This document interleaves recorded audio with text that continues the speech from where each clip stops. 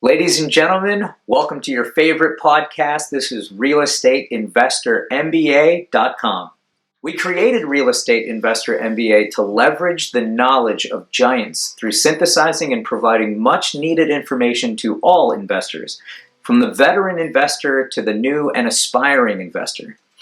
At Real Estate Investor MBA, we plan to cover pertinent information head-on with our expert guests, who we will interview on what they are doing and preparing for in the days and years ahead. We aim to create MBA quality curriculum topics and themes from the information garnered among our interviewed guests in order to bring world-class value to our fellow community of listeners.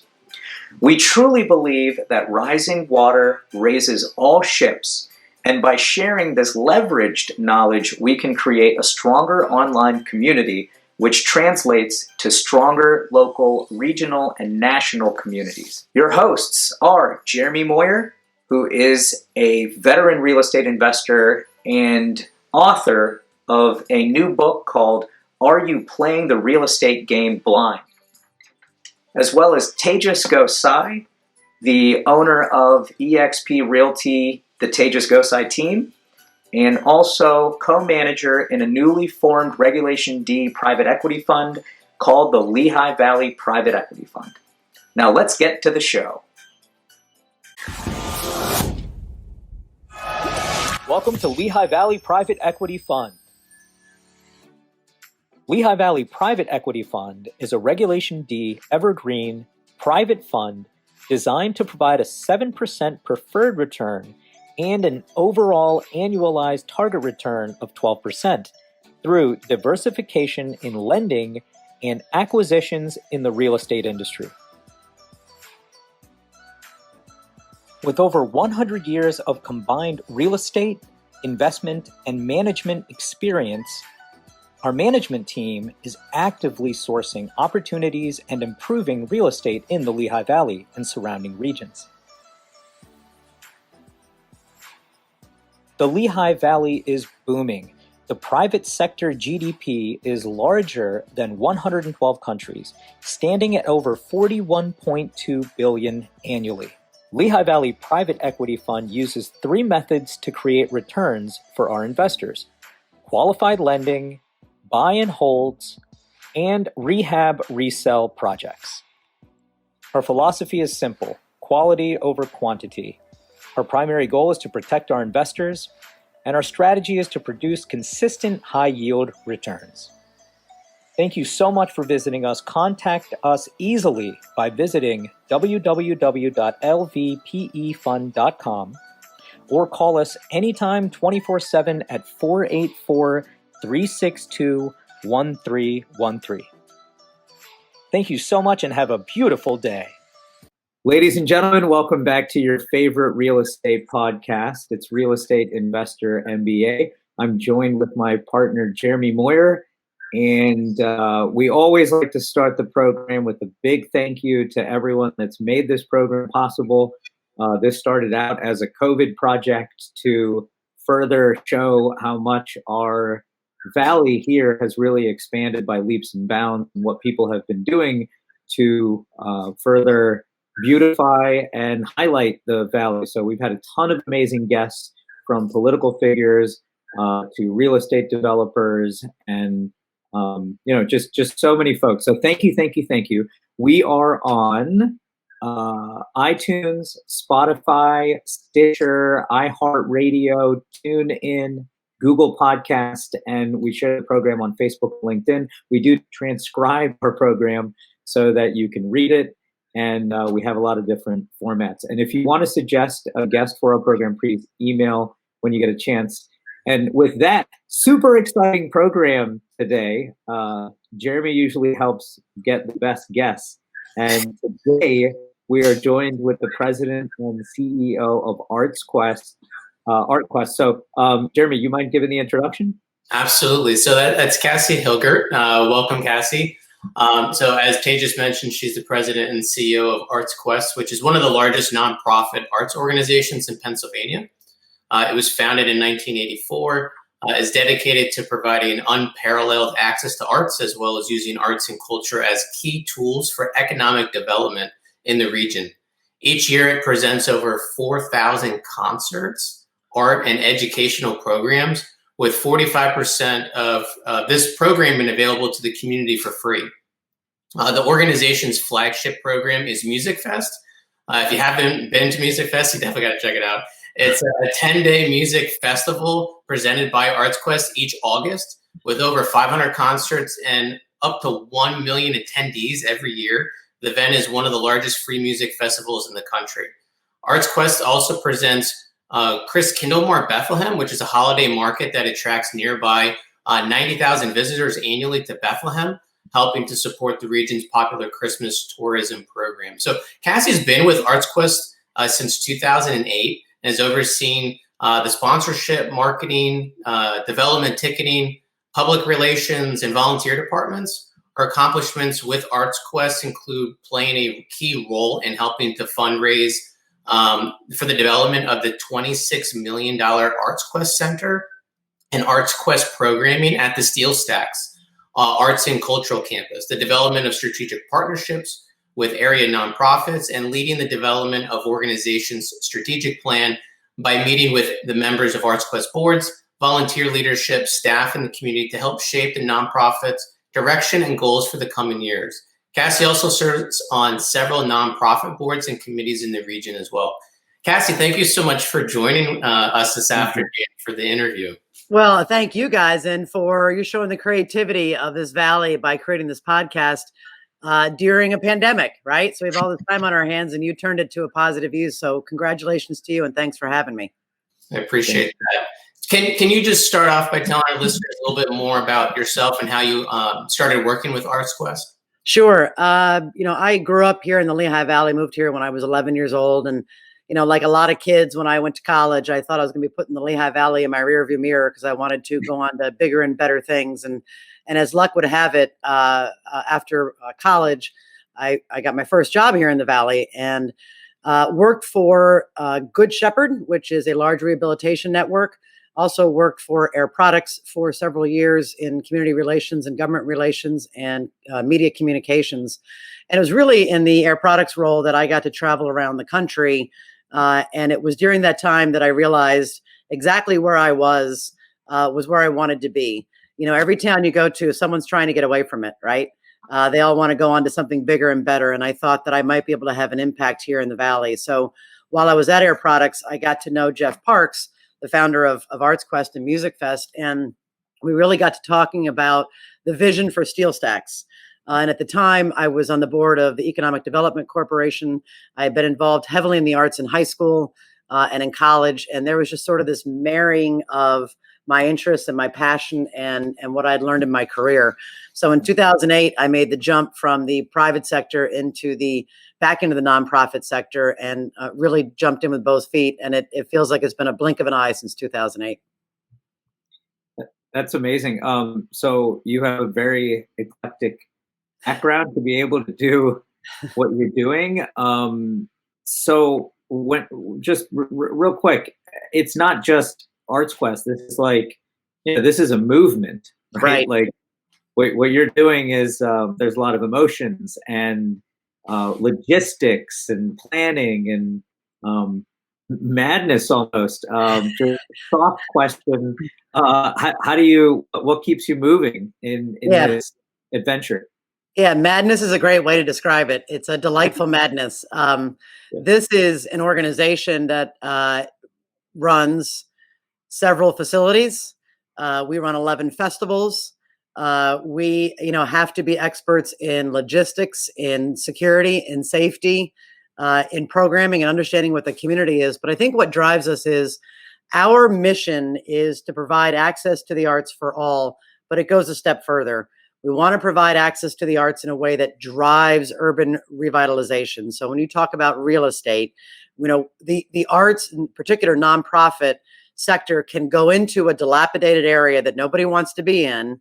And because we don't have the same shareholders and the same demands for return immediately, we can access those public funds and private funds to do what we think is most effective in an urban area that needs revitalization, and that is bringing the arts and bringing artists. The good news about areas that need to be revitalized is typically your real estate prices are lower, right? Which is a good thing for artists. And then when you bring them there and you showcase their art, in the case of the Banana Factory, where we have 30 artist studios, you can go in and watch artists make art. And that's an exciting thing. When you've got the Musikfest Cafe down at the ArtsQuest Center that is offering nationally touring acts, you create foot traffic. And we can be that canary in the coal mine. Once you create that foot traffic, then you're creating some confidence with investment in real estate in the outlying surrounding areas. And that's where we think you start to see true, organic, sustainable growth. The fact of the matter is you're not going to have an Amazon 2 more than once in a generation. You aren't going to have major corporate headquarters relocating. And certainly after COVID, that may not happen for quite a long time. So how do you create that sustainable growth? And we think the arts has a significant place in doing that. No, I love that. What you just said, the urban revitalization. I think with this, one can truly appreciate how a local economy is interconnected. Specifically, Tejas and I talk with real estate investors quite frequently. Sometimes we are in our own little bubble. We're hyper-focused on the next deal, getting bank approval for financing, evaluating returns, etc. We end up losing sight of sometimes a larger picture, like why is there a demand for rental properties, or for new buyers? Why is there a demand within a specific submarkets in the area? There's several major factors I think that come into play in a healthy economy. One of them is entertainment and attraction, right? People are attracted to locations so they can enjoy doing things near their homes. The vision and the undertaking the ArtsQuest organization started back in 1984 is really amazing.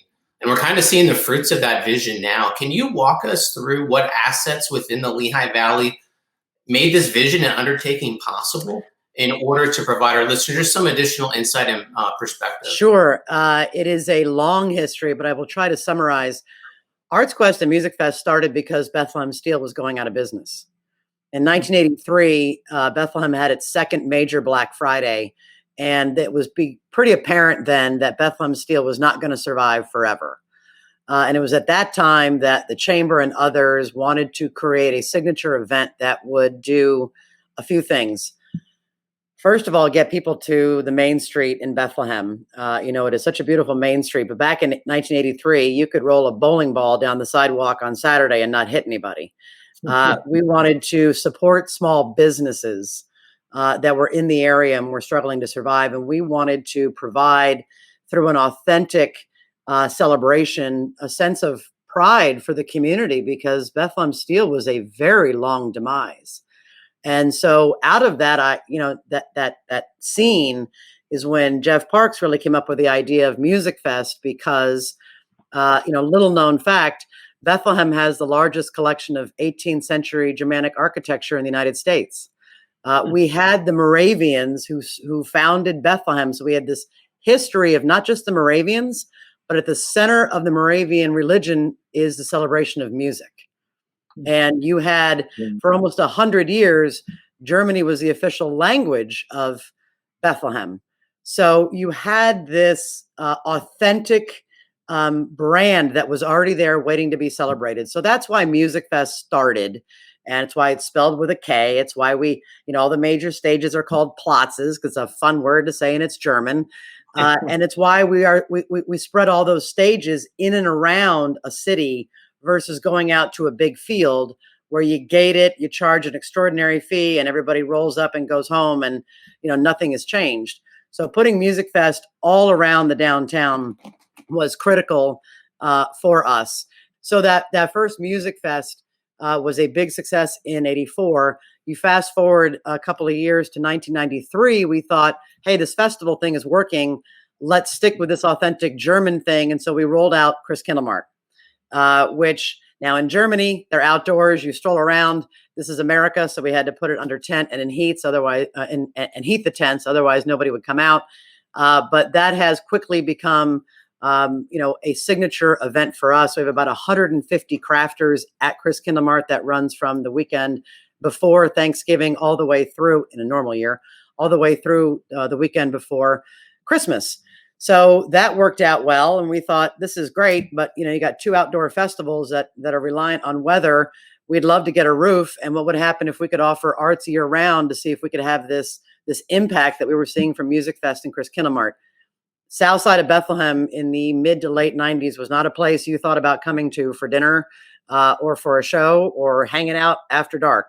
But the upside of that, as we talked about earlier, was we were able to secure what was 6 buildings that were already somewhat connected. We connected them all into what became the Banana Factory. And that is our Visual Arts and Education Center, where we have the 30 artist studios, the 3 galleries, Pennsylvania Youth Theater is in there, the Volunteer Center is in there. We want that to be a mishmash, a collision of creativity, if you will, of people coming together for various different reasons. And so that opened in 1998. Meanwhile, we were watching what was happening down the street. Bethlehem Steel site is less than a mile from the Banana Factory. And in 1995, the plant closed, and there were a series of ideas for how to regenerate that and redevelop it, none of which came through. And actually, we were early proponents of tearing down the blast furnaces, of sort of erasing that hangover, if you will, of what was then the largest bankruptcy in corporate America. But we went back to our roots and went to northern Germany, where they had taken several steel plants that had gone out of business and turned them into cultural districts. And that was truly our aha moment of, there is no more iconic skyline for Bethlehem than those blast furnaces. The importance of Bethlehem Steel to our history, not just here in the Valley, but the nation. When you look at its role in World War I and World War II, the invention of the I-beam happened here. That's why the New York skyline was able to go up when they ran out of real estate. They couldn't go out, they had to go up. And the invention of the I-beam allowed that to happen. So we thought it was critically important to have something that iconic. And so we switched gears and said, let's figure out how we can expand the arts into this area. So that was our role, but there's a significant other portion of this just to touch on real quick. If you go back to the 1950s, the city's forefathers and elected officials created industrial parks here in Bethlehem. That laid the groundwork for diversifying our business base, so that when Bethlehem Steel went out of business, and by the way, 20% of the city's tax base went with it, there was a diversification to see a path forward. Hank Barnett, who was the last CEO of Bethlehem Steel, worked closely with the state to pass, Act 2, which allowed a brownfield like this to accelerate redevelopment. So while we may have come along with the final idea that took hold, you're going back to the 50s and laying the groundwork for why something like SteelStacks was able to happen. And then finally, when the Pennsylvania legislature passed gambling, the city of Bethlehem had already created a TIF district, which you may be familiar with in the real estate world, a tax incremental financing district. They passed that district, and then less than a year later, a $750 million investment from the Sands Casino dropped into that TIF district. So all those things had to come together in order for SteelStacks to be built. It's rare to hear the whole story within a little bit of time, and it shows how detailed you really know this. As my parents always said, the harder you try, the luckier you are. And I think the SteelStacks site is, I've always said, the best example that I've seen across the country of a public-private partnership. If that public sector hadn't made the incentives for investment and set the framework and the foundation, I don't think you would have had the private investment at that level and that degree. So when those things work together, and this really came together in 2008, and I always talk about, especially in this environment, you had to ask Republicans and Democrats on the city, county, state, and the federal level to agree on a vision. And I usually pause there and say, let's remember those days when we had, the political alliance for a vision. This is what we should be looking to remember what we can do when we work together hand in hand there. Absolutely. That kind of goes into the next question that I had. The public and private partnership, I think, is a big component of that. But, one of the objectives that Tejas and I had when we started this podcast was to create a case study of a real estate market. Internationally, we chose Lehigh Valley as our first market to study because it's our local market. Now speaking directly, I want to speak directly to the listeners of the show just for a second. If you're looking at the Lehigh Valley market to invest in, that's great. Tejas and I are always here to answer any questions that you may have. Always reach out to us. But this point is more for those not looking to invest within the Lehigh Valley market. So Kassie, if an investor developer is listening to the show, they live and they invest in a different market, can they study and utilize what ArtsQuest is successfully doing, has done, use it as a case study, and replicate it in their market? And if yes, can you let us know what community assets, cultural assets that are typically worth looking into, just like the SteelStacks that was in Bethlehem? And then what different parties do they actually have to engage to successfully push their vision forward? Sure. So a couple of things there. One, anyone who is looking to make a real estate investment, I think the Lehigh Valley is a not so hidden gem anymore. We are strategically located, obviously, between New York and Philadelphia. And if you take the outlying suburbs, the northern suburbs of Philadelphia, and then the southern suburbs of New York, and we are right in there, that is an enormously large MSA. We are literally a very large metropolitan area if you consider us as a collection of southern and northern suburbs of two major East Coast cities. You look at the highway infrastructure that you have here, and that's why you see Amazon making the major investments here, both between the highway infrastructure and then the airport infrastructure. So we already have those assets. Then when you start to drop in the cultural assets, you can add ArtsQuest, but you look at the third largest city in Pennsylvania, in Allentown. You don't usually have a symphony and a museum in a city of that size. We have both. You have the State Theater in Easton, and I like to think of the Lehigh Valley as a whole. When you put it all together, to me, it feels like the neighborhoods of Chicago. Each city has its own distinct personality, and then you've got the outlying cities in Nazareth to the Slate Belt to Emmaus. And you've got a very diverse region here that still has room for development.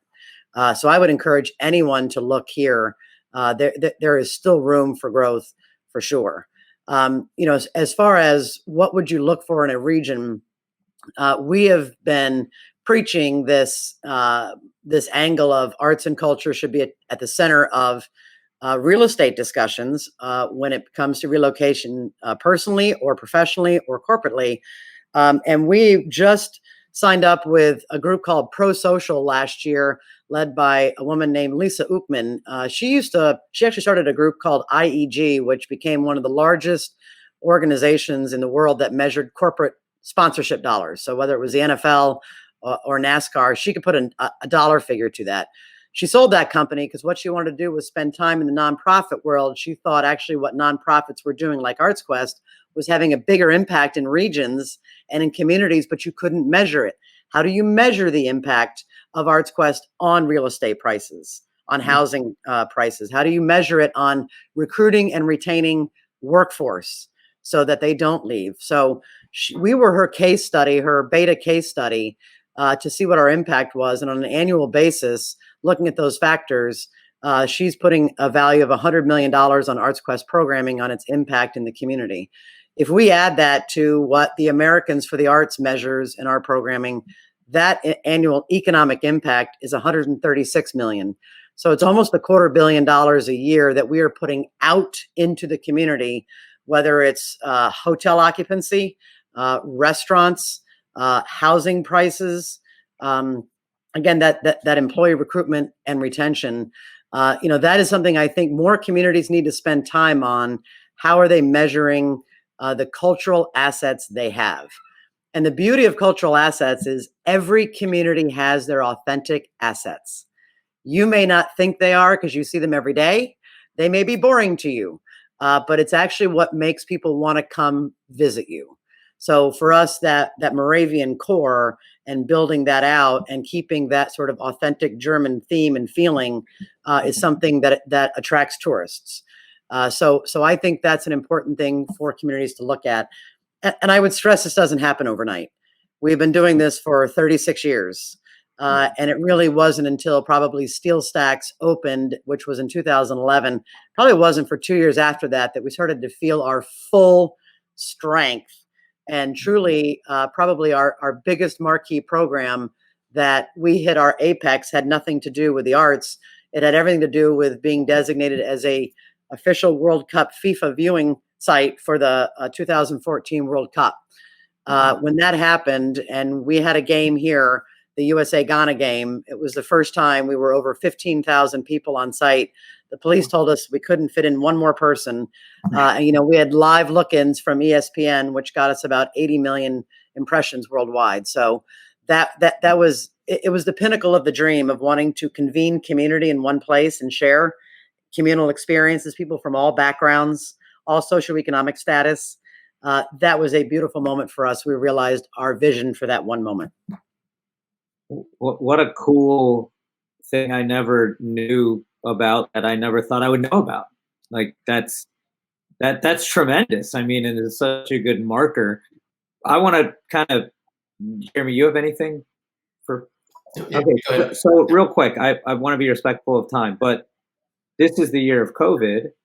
I feel like, and I say this on every program, the Lehigh Valley is insulated. Luckily, thank God, that we have had, the work of, folks like you, Don Cunningham, a bunch of these other folks that have built our environment now.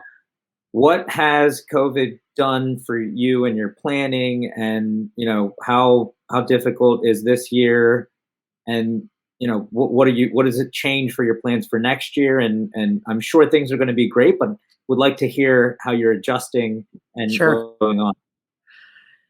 Many years ago, we diversified how we generate revenue. So we're a nonprofit. Donations, sponsorships are important, but food and beverage. We actually operate 2 restaurants within the ArtsQuest Center on the first floor at Palette and Pour, and on the 3rd floor with the Musikfest Cafe presented by Yingling.